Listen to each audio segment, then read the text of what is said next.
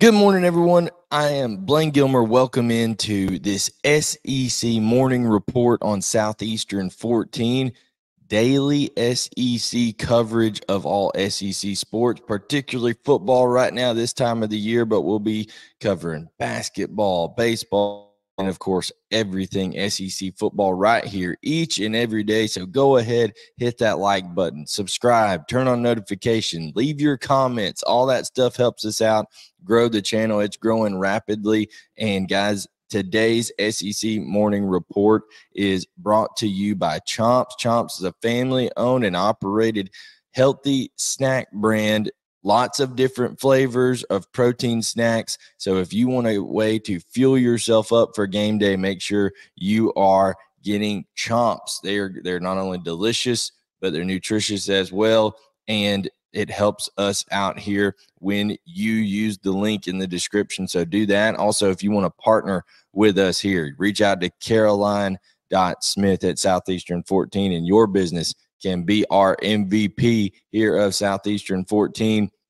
But guys, it is all about some of these big SEC matchups this week, and Lane Kiffin is stirring the pot. Once again, there is nothing more that Lane Kiffin loves to do than get people riled up on social media, than to drop little things that are going to cause a stir in the actual media itself. And boy, has he done it ever since Sunday. After the Georgia Tech game was over on Saturday, he had his sights set on Alabama and the Crimson Tide, and there has been no shortage of just fuel thrown out there, either for distracting Alabama in attempts to do that, or maybe in attempts to get Alabama thinking about different stuff when they already have a lot on their plate. But Lane Kiffin is masterful in how he goes about it, and it's something that is quite frankly very fun to keep up with, and we're going to dive into that here. Of course, everybody knows the relationship between Lane Kiffin and Nick Saban. Kiffin had a tumultuous part of his career that he was going through, and he went into the Nick Saban coaches rehab, if you will, and went in there and helped revolutionize Alabama offensively. And when he left in 2017 there, Lane Kiffin has had nothing but a unwavering respect for Nick Saban for helping resurrect his career and help him get opportunities that otherwise he would not have. So with that, you also see, though, there's this relationship like almost father-son in a way that, okay, nobody else can say anything bad about Nick Saban. Nobody else can poke fun at the Alabama program, anything like that, because he's going to defend them fiercely and defend Nick Saban, always tweeting out, the little goat emoji saying that he's the greatest, complimenting him quite often. But there's also nobody that tries to get under Saban's skin more than Lane Kiffin. And there's been a couple of examples quite early in the week, as there was a media availability on Sunday, and they were asking Kiffin about preparing for Kevin Steele's defense. And when that happened, there was an interesting answer that came up from Lane Kiffin. And he said that, quote, "We've been against Kevin a number of times. Worked with him at Alabama, then played against him at Auburn and LSU, but it seems like there's been a change there. I don't know what happened after the Texas game," is what Lane Kiffin says. He goes on, "Our guys watching the TV copy schematically in the like T-Rob is now calling the defense, talking about Travarius Robinson, the cornerback coach for Alabama. We played him before at South Carolina, so we're preparing accordingly, for him calling the defense. He's done a good job too, and they've got really good players." So that quote he knew was going to spread like wildfire. It got out there pretty quick, and then tweeted out by and Lane Kiffin wastes no time on social media going out and retweeting it himself. Did Alabama change its defensive play caller? Lane Kiffin seems to think so. Sports Illustrated, Alabama Crimson Tide news analysis and more. So, and then it says, did Alabama change defensive coordinators? Lane Kiffin seems to think so. So, going out of his way to retweet that and even spread it like wildfire even more. Just one more thing that has to go out there and not necessarily get to Nick Saban, but get to what do these kids, what they're all on social media these days. You know, they're all going to see everything that's out there. It's not like you can keep them distracted for it. Deion Sanders said it best. I'm not going to tell kids to not look at their own, press clippings, look at their own that written about him, because he said he's not stupid to think they're not going to do it. Okay. That's just the way of the world. These kids are going to see what's on social media. So on Monday, Nick Saban has to come out and make a statement about this. And two things. Okay. One, there must be some kind of kernel of truth to it. When you look at the scheme and look at how things are different, that Steele must not be totally, the 100% calling the defense, because if there was not a kernel of truth to it, Saban would just brush it off and wouldn't say anything. Two, that Alabama has a different kind of ball club than they've had in the past, because a ball club coached by Nick Saban in the past, he wouldn't worry about, okay, what do these kids think on social media and all this kind of stuff. This is an example of Nick Saban trying to get out in front of something, trying to get his team, who has struggled, lost to Texas, had a struggle of a win against South Florida. Reportedly, there's issues inside the building of disagreeing about how things were handled with Jalen Milroe. And now the team has to worry about, okay, you got the opposing head coach saying that our defensive coordinator isn't calling the plays. How much of this is true, all this kind of stuff. So I think he was speaking to his team as much as he was the media right here, because otherwise you don't come out and even address it if there's not a little bit of truth to it. And you're trying to manage it not only on, the Kevin Steele ego side of things, because I don't care how old you are, or how much you've been around. Every football coach has an ego about them. So you got to address that. You got to massage that a little bit. You got to make sure that your players aren't talking about it, that there's a message out there for that. So Nick Saban had to come out and address that on Monday and say that, hey, we've made some changes administratively, trying to get signals in and stuff like that. But also during his coach's show said, hey, behind the scenes, there's changes with some things, but not coming out and saying that T-Rob is calling the defense. He came out and said, hey, Kevin still has all the defensive coordinator responsibilities, but did say as a staff they were all working together to try to fix some issues and things of that nature. So that is one thing when it comes to this that has been interesting. The social media did not stop from Lane Kiffin. As we all know, Lane Kiffin has daughters. Lane Kiffin, is a dad and has been around the Taylor Swift scene. Okay, the Swifties are it's no secret that the Kiffin family, the Swift movement, okay, not strangers to one another. But Lane Kiffin found an opportunity with a Taylor Swift tweet. Somebody tweeting about Taylor Swift and the song Castles Crumbling, to kind of take a little opportunity to give a little subtle jab at the GOAT, at the empire that is over at Alabama. You can see it on the screen here. A castle emoji, the falling down, the emoji, castles crumbling. So this is just the epitome of Lane Kiffin that's tweeting out things, that is getting people talking, that is getting conversation going, that is about things other than what is going on the field. Okay. It is just absolutely masterful in the way of using social media. If Lane Kiffin and company can go and back it up on the field. Because if there is an opportunity for Ole Miss to win on the road at Bryant-Denny Stadium, this is it. Because Alabama is dealing with offensive issues. They have not the quality of offensive line play that they're used to having. Caden Proctor has struggled at left tackle. Tyler Booker has been off and on, dealing with injury, back issues at left guard. He's looking to get back this week. And they've had quarterbacks that they've played 3 of them now, and it's clear that Jalen Milroe gives them the best shot. But they've also had problems with Tommy Rees being able to marry up his philosophy, his play calling with the skill set of the players that he has, particularly Jalen Milroe, having to drop him back a lot instead of changing the offense, to fit what Milroe does. I know Nick Saban wants to keep the same offense that he's had, with Tua Tagovailoa and Bryce Young as quarterbacks, but it's going to have to be adapted.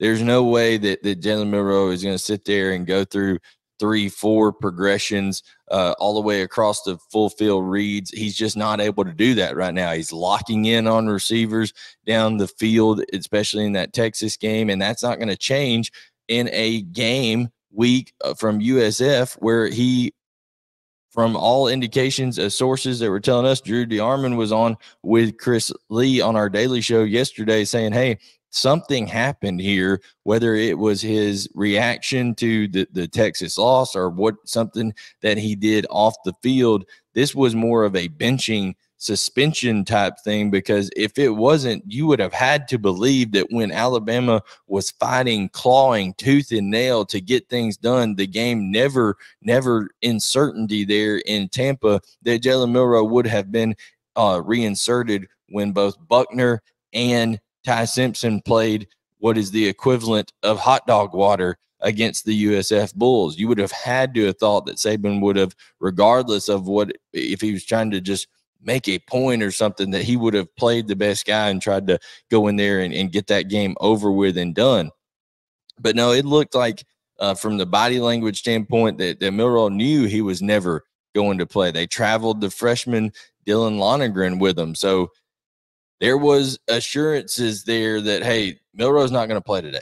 So, but then on Monday, instead of a competition to decide this week who's going to be the guy, Saban comes out on the following Monday, this Monday, and says, Milroe has earned the opportunity to be our starter. I saw the leadership out of him that I needed to see. So that indicates that he was responding well to some form of punishment. Because he was out there being a good teammate, being a good leader, things of that nature.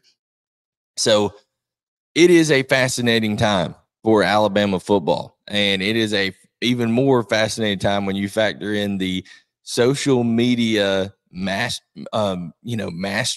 and the just absolute poking that Lane Kiffin does to Nick Saban and company. But eventually, Lane has to go out and win on the field. He even did another tweet on social media that is quite funny.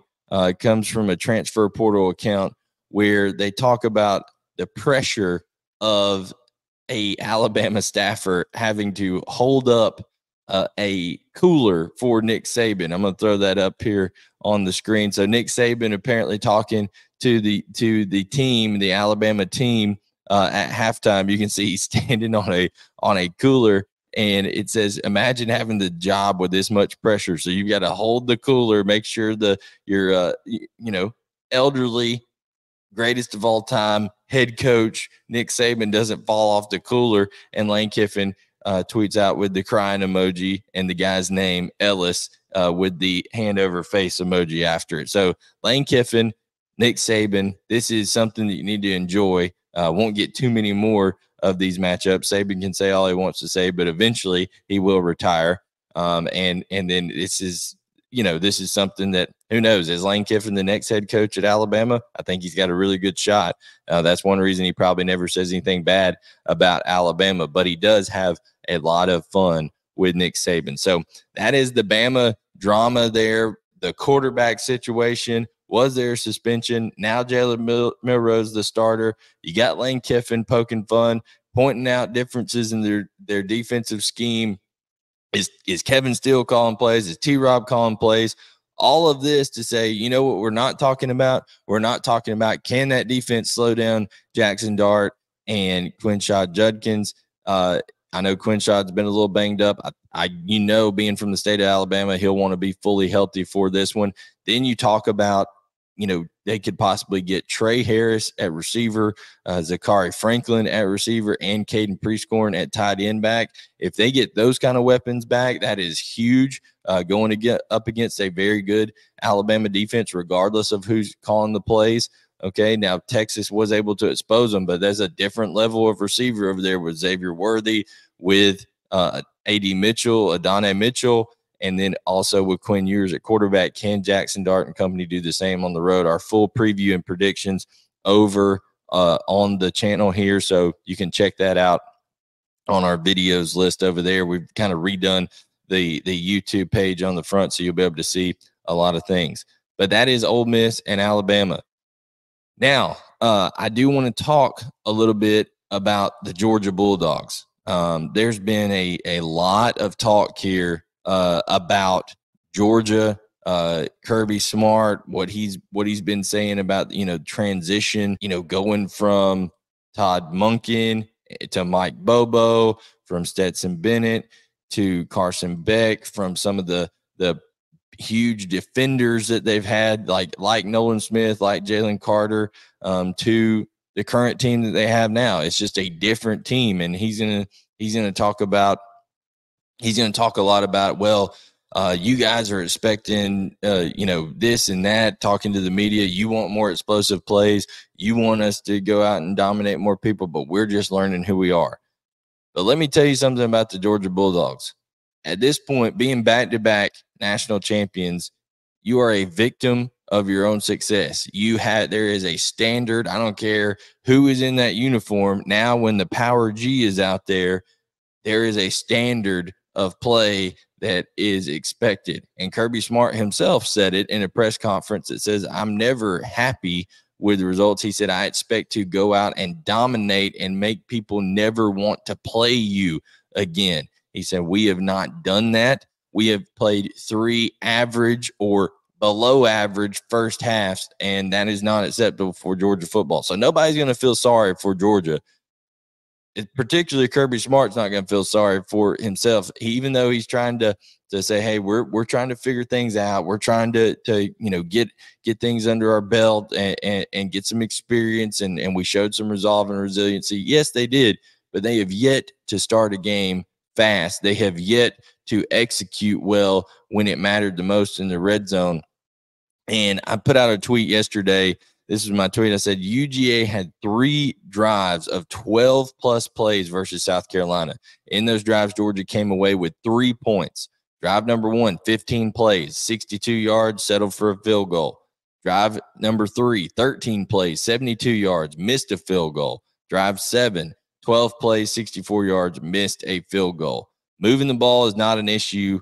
Red zone execution is. So there's multiple parts to this, okay? One, it's concerning that Georgia, an elite team, is dealing with problems with special teams in terms of place kicking and finding an accurate field goal kicker. They've got a freshman right now in Peyton Woodring, and then Jared Zirkle, who's been around the program for a while, that had to this point hasn't been able to beat out Peyton Woodring because he's not been doing the one kicking. So we'll see how that competition plays out. They're continuing to try to flesh that out. That's one thing. Secondly, man, it's kind of almost disturbing that Georgia has drives that are going that long, because that means the explosive plays aren't coming at a high enough rate, because you need to get bigger chunk plays than that. It's almost hard to matriculate your way down the field in that small of increments to be able to have 12, 13, and 15 play drives. Georgia needs those chunk plays. Brent Rollins at UGA Sports does an absolutely great job of breaking things down statistically, and he put out a report last night or this morning that come out and said, hey, in the second half of games, the play action passing of Georgia triples in percentage. And also you see the explosive plays go up. Carson Beck is very comfortable with the play action. Georgia always has a threat because of that massive offensive line of running the football, and people have to honor them running the football, because if not, they will just gash you with the run. So people have to sell out to stop the run, have to load up to try to combat the big offensive line that Georgia has, and also the talented backs that it has, especially with Dejan Edwards back. So that means it doesn't matter if you're, running it for 3 yards a clip or 5 yards a clip. People are going to honor Georgia's run game. Get that play action pass going with Carson Beck, because that is where he is most comfortable. They don't do a whole lot of that in the first half of games, at least so far. And they're a 40-point favorite this week against UAB. It opened up at like 40.5 or something. I'm not sure what it is right now as we record this. But when it comes down to it, we need to see Georgia come out and be Georgia. I don't care who's injured, who's available. The level of talent on that roster is unbelievably different than what is there for UAB. It is a night game environment, something that Georgia doesn't get often. Don't believe they got one all of last season. So it is a 7:30 kick Eastern. Go out there, start fast, get Carson Beck in the things that he's comfortable with early on, and get those explosive plays going, because no one is going to feel sorry for you. No one is going to give any excuses and cut any slack to the Georgia Bulldogs if they are not operating at a high clip to start off with, and need to see that trend reverse, because one time is just a occurrence, right? It's just something that happens. 2 times is, concerning. It's a pattern. 3 times is a trend. Well, there's been 3 instances right now where Georgia has not played well in the first half. It is a trend. Got to break that trend Saturday night against UAB before then you have a task to go on the road to an Auburn team. Speaking of Auburn, Auburn will be going on the road to Texas A&M. We did a full preview and prediction of that. Auburn dealing with issues on, in terms of injury-wise. Keontae Scott out for a while. They've got Austin Keys out with a thumb. Cam Stutz and Xavion Miller be ready to play on the offensive line? If not, you're down 2 offensive linemen potentially in terms of depth there, and also a starting guy in Stutz. So that is concerning. They should get, maybe they get Luke Deal and Javarius Johnson, who's been dealing with some nagging injuries there. Maybe they get them back full speed. Who knows? But Auburn is banged up going into Texas A&M, and Texas A&M looks to be one of the teams getting really healthy. So I'm excited to see that matchup. I think the big thing there is, okay, you've got an Auburn program that's really playing with house money, nothing to lose. They're coming in there. Nobody expected a ton out of Hugh Freeze and company this year. They're going to come in there. They're going to give you your best shot. They're going to try to take advantage of that Texas A&M secondary that struggled to tackle and struggled to stay with their responsibilities against Miami. So Peyton Thorne, they're going to see if he can do his best Tyler Van Dyke impersonation and see if they can carve up that secondary there in Kyle Field. But I think that the question here is going to be, okay, does Texas A&M show up on that defensive front? Because I think that defensive front for Texas A&M is better, more talented than Auburn's offensive line, and they got to be able to get pressure on Peyton Thorne. So I'm excited to see that come into play. And the other question I have for this week is, how does Missouri handle success? So they just come off a big win against Kansas State. Brady Cook is now questionable. They said initially he was going to, play through his knee sprain, but now it comes out, Pete Thamel of ESPN says he's questionable as they head into this game in St. Louis versus a Memphis team. That's a good ball club, but Missouri should win this game. And Eli Drinkwitz says he wants to see the zoo in the Lou. He wants to see all the Missouri faithful show up in the dome over there in St. Louis. This is a big opportunity in terms of a neutral site game. You can't really host guys, but you can have recruits from the area come in, give them tickets, let them see what's going on, especially with this momentum for this Missouri program, and an opportunity to start 4-0, and go into SEC play undefeated. That would be huge, and back-to-back impressive wins for this Missouri program. Does Brady Cook play? And overall, how does this program handle success after a huge win versus Kansas State? Guys, we appreciate you tuning in to the SEC Morning Report each and every morning, Monday through Thursday. Then on Friday, we have Jake's Takes with Jake Crane of Crane & Company from the Daily Wire. Guys, that will be on Friday, each and every Friday during SEC football this year. We have Brian Edwards over on the channel giving his betting picks. Chris Lee, Blake Lovell, Gavin Schoenwald on a daily show every day from 12 to 1 Eastern, 11 to 12 Central. So make sure you tune into that. If you want SEC coverage on a daily basis, this is the place. Make sure to check out Chomps. The link is in the description. Like, subscribe, turn on notifications, leave your comments. All that good stuff helps us out. And remember, if you want to partner with us, you want us to advertise your products, your services, you can reach out to Caroline.Smith@Southeastern14.com and be our MVP here on Southeastern 14. Appreciate everybody tuning in. Like I said, hit the thumbs up, subscribe, hit that bell, do all those things. Leave your comments below, and we will catch you guys next time to talk more SEC football action right here on Southeastern 14.